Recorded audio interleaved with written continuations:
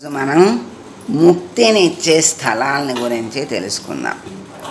అవి సప్త క్షేత్రాలుగా చెప్తారు.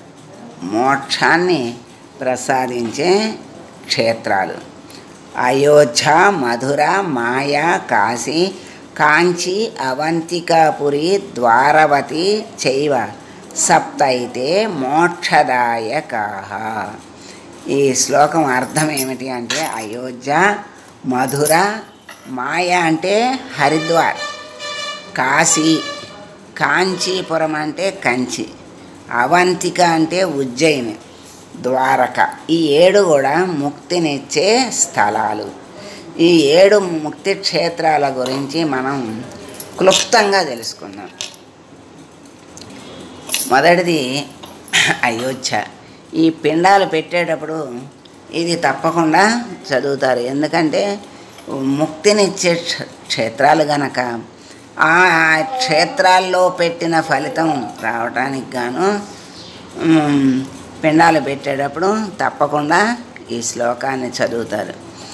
అయోధ్య అంటే శత్రువులు చొరబడటానికి వీలు లేని సురక్షిత స్థానం అనే అర్థం.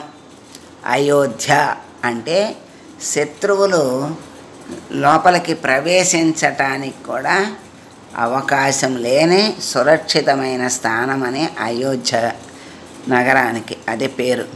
ఇది మానవోత్తముడు, మర్యాద పురుషోత్తముడు అయిన శ్రీరాముడి యొక్క జన్మభూమి. సరయూ నదీ తీరంలో వెలసిన ఈ మోక్షధామం దర్శన మాత్రంగా జన్మను చరితార్థం చేస్తుంది అంటారు. సరయూ నదీ తీరంలో వెలిసింది ఈ మోక్షధామాన్ని దర్శిస్తేనే మన జన్మలు చరితార్థమవుతాయి. రెండవది మధుర. మధుర అంటే తీయనైన అని అర్థం. పూర్ణావతార పురుషుడైన శ్రీకృష్ణుడు అక్కడ నడయాడిన పవిత్ర స్థానం మధుర. అందుకని మధుర ఆ పరమాత్మ యొక్క నడయాడిన స్థలం గనక అది మధుర, పవిత్ర స్థానం. 3 మాయ. దీనినే హరిద్వార్ అని పిలుస్తారు. విష్ణువు సన్నిధికి చేర్చే ముఖద్వారం హరిద్వార్ అంటారు కదా, అదే విష్ణువు యొక్క సన్నిధికి చేర్చే ముఖద్వారం ఈ పుణ్యస్థలం.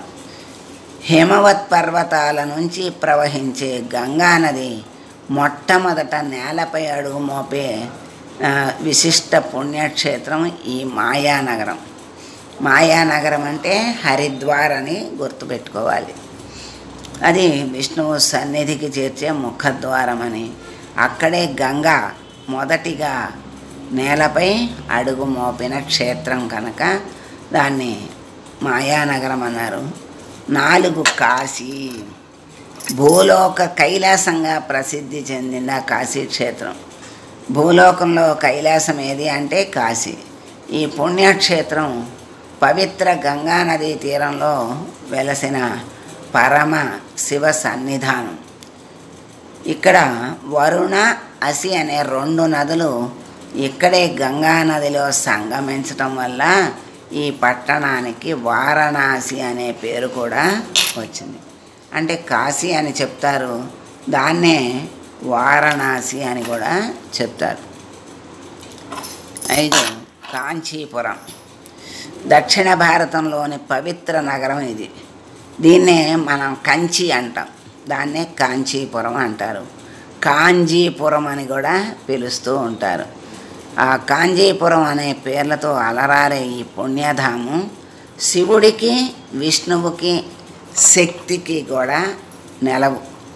కాంచీపురం అద్వైత తత్వాన్ని ప్రవచించిన ఆదిశంకరులు స్థాపించిన కామకోటి పీఠం ఇక్కడే ఉంది.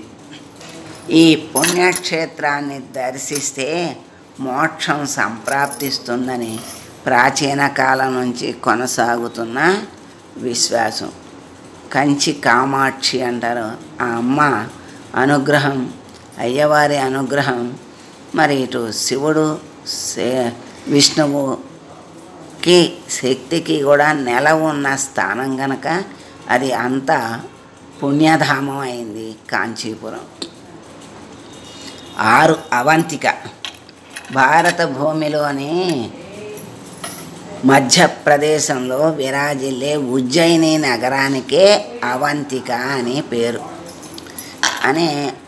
అవంతిక అని పాత పేరు, ఉజ్జయిని ఇప్పటి పేరు.